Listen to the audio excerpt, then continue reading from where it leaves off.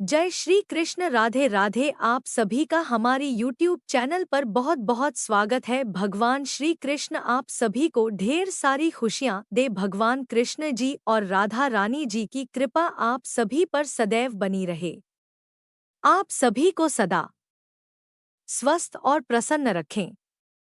नारायण मुनि से कहा कि ही ब्राह्मण, आपके श्री मुख से मैंने बहुत सारी दिव्य कथाओं का श्रवण किया है, लेकिन अभी भी मेरा यह मन है ये और भी विशिष्ट प्रसंग को सुनना चाहता है। इसलिए ही मुनिवर कृपया आप श्री कृष्ण जन्म खंड का विस्तार पूर्वक वर्णन कीजिए, जो मनुष्यों के जन्म मरण आदि का खात्मा करने वाला है। वह समस्त तत्वों का प्रकाशक, कर्म बंधन का नाशक, हरि भक्ति प्रदान करने वाला और मुक्ति बीच का कारण है। इसलिए आप मुझे श्री कृष्ण जन्मखंड की कथा को विस्तार पूर्वक सुनाइए। किसकी प्रार्थना से एकमात्र परिपूर्ण श्री कृष्ण ने संपूर्ण अंशु से इस भूतल पर अवतरित हुए, किस योग में, किस कारण से और कहाँ उनका प्राकृतिक हुआ, उनके पिता वासुदेव कौन थे या फिर माता देवकी भी कौन थी, बताइए। किसके कुल में भगवान ने मायर द्वारा जन्म ग्रहण की लीला की, श्री हरि ने किस रूप से यहाँ आकर क्या किया, उन्हें सुना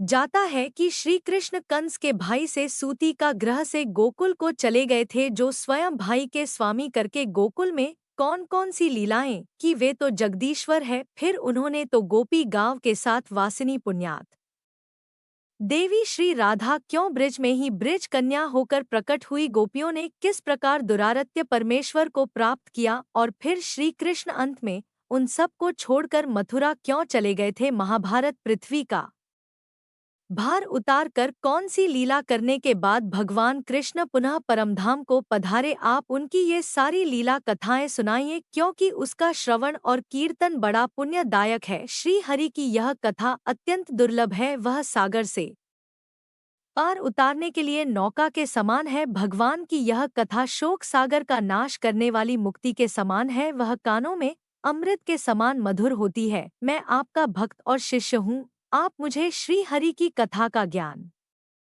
प्रदान कीजिए। तब नारायण पुण्य की मूर्ति माटी राशि हो, लोगों को पवित्र करने के लिए ही तुम इन सब में भ्रमण करते रहते हो। वाणी से मनुष्यों के हृदय की तत्काल पहचान हो जाती है, तुम जीवन मुक्त और पवित्र हो। भगवान गदाधर के शुद्ध भक्त हो, अपने चरणों की धूल से सबकी अद्भुत पवित्र करते फिरते हो, समस्त लोगों को अपने स्वरूप का दर्शन देकर पवित्र बनाते हो। भगवान श्री हरि की कथा परम मंगलमय है, इसीलिए तुम उसे सुनना चाहते हो। और जहाँ श्री कृष्ण की कथाएं होती हैं, वहीं सभी देवता भी वास करते हैं, ऋषि मुनि और संपूर्ण तीर्थ भी वही रहने लगते स्थान को जया करते हैं, जिसका मैन भगवान श्री कृष्ण की कथा सुनने में लगा हो। उन कथाओं से जिन्हें विशेष प्रेम हो और कथा सुनकर जिसके नेत्रों में आंसू छलक आते हो और शरीर में रोमांच छा जाता हो और मैन उसी में डूब जाता हो, उसी को विद्वान पुरुषों ने सच्चा भक्त कहा। मैन वाणी और शरीर से स्त्री पुत्र आदि सबको श्री हरि का ही स्वरूप समझता है, उसे विद्वानों ने सच्चा भक्त कहा है, जिसकी सभी जीवन पर दया है और जो संपूर्ण जगत को श्री कृष्ण जानता है, वह माँ ज्ञानी पुरुष ही वैष्णव भक्त माना गया है। देवर्षि अब सुनो, एक बार गोलोक में श्री कृष्ण विजय देवी के समीप श्री राधा गोविंद ठीक नहीं लगा, श्री राधा सखियों सहित वहां से जाने लगी। इस पर श्री राधा ने श्री दमा अर्थात सुदामा को श्राप दे डाला कि तुम असुर योनि को प्राप्त हो जाओ। श्री राम ने भी श्री राधा रानी को श्राप दे दिया, अवश्य होंगे आपका छाया रूप उनके साथ रहेगा, इसलिए भूतल पर मूर्ख लोग आपको रायन की पत्नी समझेंगे। श्री हरि के साथ कुछ समय आपका बिच्छू होगा। एक दूसरे को श्राप देने के बाद श्रीधाम और श्री राधा दोनों को एक शोभा हुआ, दुख हुआ। तब श्री कृष्ण ने श्री दमा को सांत्वना देकर कहा कि तुम त्रिभुवन विजेता सर्वश्रेष्ठ शंकर चूर्ण नामक असुर होंगे और अंत में श्री शंकर जी के त्रिशूल से भिन्न देह होकर यहाँ मेरे पास वापस लौटेंगे। श्री राधा को बड़े प्रेम के साथ हृदय से लगाकर भगवान ने कहा कि 12 कल्प में मैं पृथ्वी पर जाऊंगा और ब्रज में जाकर वहां के पवित्र कानों में तुम्हारी साथ बिहार किया करूंगा, मेरे रहते तुम्हें क्या भाई है समुद्र हो गए। यह सब श्री राधा रानी और श्री कृष्ण की ही लीला है, जो ब्रिज में परम दिव्या पवित्रम विलक्षण प्रेम रस धारा बहाने के लिए निमित्त रूप से की गई थी। इसी कारण से लीला में श्री राधा और श्री कृष्ण वराह कल्प में पृथ्वी पर अवतरित हुई थी। श्री राधा रानी गोकुल में वृषभानु के घर प्रकट हुई, और यह कथा तो आप पहले भी इस अध्याय से पहले सुन चुके हैं। तो अब आगे की कथा जानिए। नारद जी ने कहा, ही वेद देवताओं में श्रेष्ठ नारायण जी किसकी प्रार्थना और किस कारण श्री कृष्ण ने इस भूतल पर अवतार लिया था। तब श्री नारायण जी कहने लगे, प्राचीन समय की बात है, 12 कल्प में पृथ्वी असुरों के अधिक भर से आक्रांत हो गई थी, संतप्त हो गई थी। इसलिए शोक से पीड़ित होकर वह ब्रह्मा जी की शरण में गई। उसके साथ साथ असुरों द्वारा सताए गई देवता भी, जिनका मैन अत्यंत उद्विक हो रहा था, परेशान हो रहा था। पृथ्वी उन देवताओं के साथ श्री ब्रह्मा जी की दुर्गम सभा में गई। वहां उसने देखा कि देवेश्वर ब्रह्मा जी ब्रह्मा तेज से जाजल विमान हो रहे हैं, और बड़े बड़े ऋषि मुनि मुनेन्द्र और सिद्धांत उनकी सेवा में उपस्थित है। ब्रह्मा जी कृष्ण इस 2 अक्षर के परम ब्रह्मा स्वरूप मंत्र का जप कर रहे द उनके नेतृत्व समय भक्ति जनित आनंद के आंसू से भरे हुए द और उनके पूरे शरीर में रोमांच हुआ था। हेम्यून देवताओं सहित पृथ्वी ने भक्ति भाव से चतुरानन को प्रणाम किया और व्यक्तियों के भाग आदि का सारा वृतांत उन्हें का सुनाया। आंसू भरे नेत्रों और पुलकित शरीर से वह ब्रह्मा जी की स्तुति और रोदन करने लगी, अर्थात रोते हुए ब्रह्मा जी से स्तुति करने लगी। तब जगत डाटा। ब्रह्मा जी ने उससे पूछा, पता होगा ही कल्याणी, अब शांत हो जाओ मेरी रहते, भला तुम्हें क्या इस प्रकार पृथ्वी को डोट आश्वासन देकर ब्रह्मा जी ने देवताओं से बड़े आदरपूर्वक पूछा, ही देवता गानों किस लिए तुम्हारा मेरे पास आना हुआ है, बताइए। ब्रह्मा जी बात सुनकर देवता लोग, उन प्रजापतियों के भर से यह पृथ्वी दबी हुई है और हम भी उनके कारण संकट में पड़ गए हैं। दैत्य ने हमें क्रश लिया। पृथ्वी जिस भर से पीड़ित है उसी से हम भी दुखी हैं, इसलिए आप उसे भर को दूर कीजिए। मैं उसे बाहर जरूर जरूर करूंगा और निश्चय तुम्हारा भला भी होगा। ब्रह्मा जी का ये वचन सुनकर पृथ्वी के मुख पर और नेत्रों में प्रसन्नता छा गई। वह जिस जिस कारण से इस तरह पीड़ित थी, अपनी पीड़ा किस कथा को कहने लगी। तात सुनिए, मैं अपनी मैन की विश्वास ही बंधु बांधव के शिव दूसरे किसी को भी मैं यह बात नहीं बता सकती, क्योंकि स्त्री जाति अबला होती है। अपने सेज बंधु पिता पति और पुत्र सदा उसकी रक्षा करते हैं, परंतु दूसरे लोग निश्चय ही उसकी निंदा करने लगते हो। सुनिए, जो श्री कृष्ण भक्ति से हैं और जो श्री कृष्ण भक्त की निंदा करते हैं, उन महापे की मनुष्यों का भर बहन करने में अब मैं सर्वथा असमर्थ हो गई हूँ।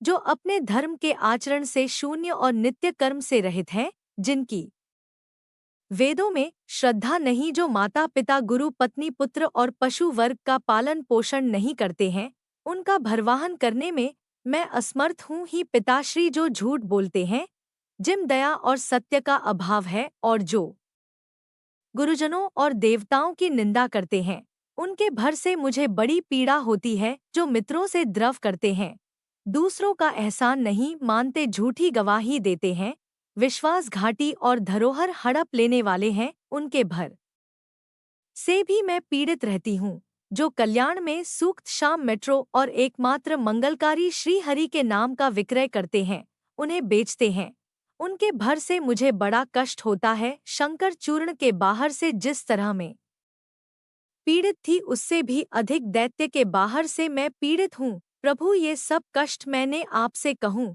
यही मुझे अनाथ का निवेदन है। अगर आपसे मैं सनत हूँ, तो आप मेरी इस कष्ट के निवारण का कोई उपाय कीजिए। ऐसा का कर पृथ्वी अर्थात वसुधा बार बार रोने लगी। उनका रोना सुनकर कृपा निधन ब्रह्मा जी ने उससे कहा कि ही वासुदेव, तुम्हारे ऊपर जो 10वीं भूत राजाओं का भरे गया है, मैं किसी उपाय से अवश्य से हटाऊंगा, अवश्य पृथ्वी को डोट इस प्रकार आश्वासन देकर देवताओं सहित जगत ब्रह्मा जी भगवान शंकर के निवास स्थान कैलाश पर्वत पर गए। वहां पहुंचकर विधाता ने कैलाश के रमणीय भगवान शंकर को देखा। वे गंगा जी के तट पर अक्षय वाट के नीचे बैठे हुए द उन्होंने व्याघ्र चर्म धारण कर रखा था। दक्ष कन्या की हड्डियों की आभूषण से वे विभूषित हो रहे। द उन्होंने हाथों में त्रिशूल और पैटिस धारण कर रखे। द उनके पंच मुख और प्रत्येक मुख में 3-3 नेत्रीद अनिकानेक सिद्धों ने घर रखा था। वे योगेंद्र गण से सविता हो रही थी और कुतूहल पूर्वक गांधर्वों का संगीत सन रहे। द साथ ही अपनी ओर देखती हुई पार्वती की ओर प्रेम पूर्वक तिरछी नजर से भी देख लिया करते। अपने पंच मुखों द्वारा श्री हरि के एकमात्र मंगल नाम का जप करते। द गंगा जी में उत्पन्न कमल के बीजों की माला से जप करते समय उनके शरीर में रोमांच हुआ था। उसी समय ब्रह्मा जी पृथ्वी तथा नतमस्तक देव समूहों के साथ महादेव जी के सामने यही भक्ति भाव से उठकर खड़े हो गए। उन्होंने प्रेम पूर्वक मस्तक झुककर उन्हें प्रणाम किया और उनका आशीर्वाद प्राप्त किया। फिर सब देवताओं ने तथा पृथ्वी ने भी भक्ति भाव से चंद्रशेखर शिव को प्रणाम किया और शिव जी ने उन सभी को आशीर्वाद दिया। प्रजापति ब्रह्मा जी ने पार्वती नाथ शिव जी से सारा वृतांत गैस सुनाया, जिसे सुनकर भक्त वत्सल शंकर जी ने तुरंत ही मुंह नीचे कर लिया। भक्तों पर कष्ट आया सुनकर पार्वती जी और परमेश्वर शिव को बड़ा दुख हुआ। फिर वहां ब्रह्मा जी और शिव ने देव समूह और वसुधा को यातनपूर्वक सांत्वना देकर घर को वापस लौटा दिया। फिर वे दोनों देवेश्वर तुरंत धर्म के घर आए। उनके साथ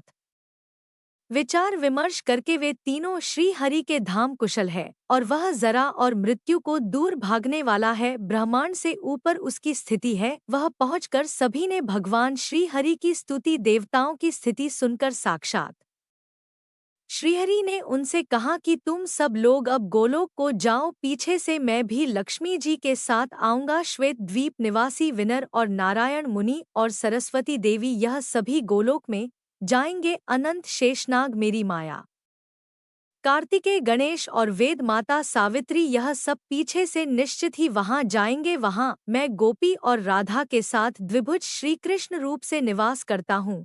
यहाँ सुनंद आदि पार्षदों और लक्ष्मी जी के साथ रहता हूँ। नारायण श्री कृष्ण और श्वेत द्वीप निवासी विष्णु मैं ही हूँ। ब्रह्मा आदि अन्य संपूर्ण देवता मेरी ही कलाएं। तुम सब लोग वहां तुम्हारे अभीष्ट कार्य की सिद्धि होगी। फिर हम लोग भी सबकी इष्ट सिद्धि के लिए वहां जाएंगे। ऐसा कहकर श्री हरि उसे सभा में मौन हो गए। तब उन सभी देवताओं ने उन्हें प्रणाम किया और वहां से अद्भुत गोलोक की यात्रा की। वह उत्कृष्ट और विचित्र परमधाम जरा और मृत्यु को भी हर लेने वाला है। वह गमलोक बैकुंठ लोक से 50 करोड़ योजन ऊपर है और भगवान श्री कृष्ण की इच्छा से बना हुआ है। उसका कोई भी बाह्य आधार नहीं है। श्री कृष्ण ही वायु रूप से उसे धारण करते हैं।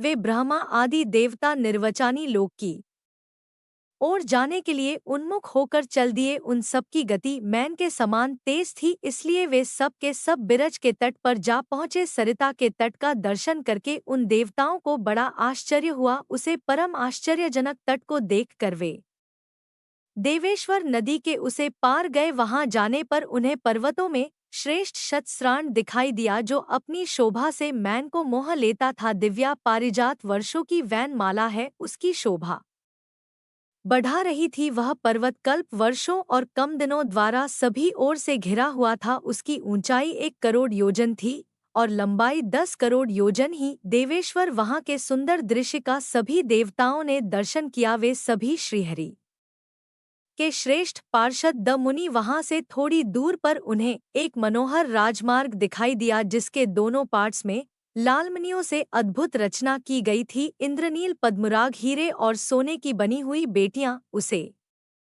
राजमार्ग के उभय परश को सुशोभित कर रही थी। हेमू ने फिर वहां देवताओं ने अत्यंत मनोहर नृत्य और सुंदरता से युक्त रामनिवास संगीत देखा, जहां श्री राधा कृष्ण के गुना का अनुवाद हो रहा था। उसे अमृतव पैम गीत कोडोट सुनते ही वे देवता तो मूर्छित हो गए। फिर क्षार भर में ही सचेत होकर मणिमय श्री कृष्ण का चिंतन करते हुए उन्होंने स्थान पर हम आश्रम देखे। नाना प्रकार के विष धारण किए हुए समस्त गोपिकाएं उनकी रास्ते में आई। कोई अपने हाथों से मृतक बजा रही थी, तो किन्हीं के हाथों से, तो किन्हीं के हाथों में करताल किन्हीं का रहे द, तो कितने ही रत्न की जानकारी फैला रही थी। भूतों की रत्न में कांची बज रही थी, जिसमें छोटी छोटी घंटी गांव के शब्द गूंज रहे द किसी के माथे पर जल से भरे हुए घड़े द जो तरह तरह के नृत्य के प्रदर्शन का मनोरथ लेकर खड़ी हुई थी। नारद कुछ दूर और आगे जाने पर उन्होंने बहुत से आश्रम देखे जो राधा जी की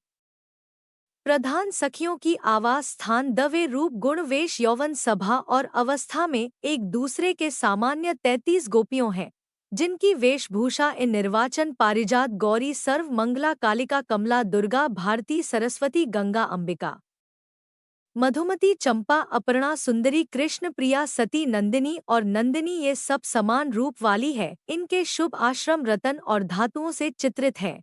तरह तरह के चित्रों से चित्रित होने के कारण ये बड़ी सुंदर लग रहे हैं। उनके शिखर बहुमूल्य रक्त में